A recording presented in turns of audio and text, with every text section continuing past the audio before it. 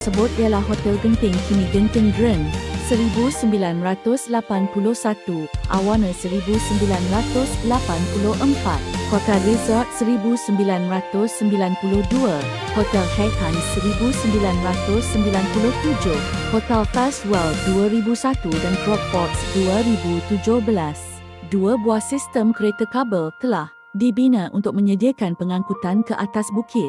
Awana Skyway dibina pada tahun 1977 dengan panjang 2.8 km dan Genting Skyway dibina pada tahun 1997 dengan panjang 3.38 km.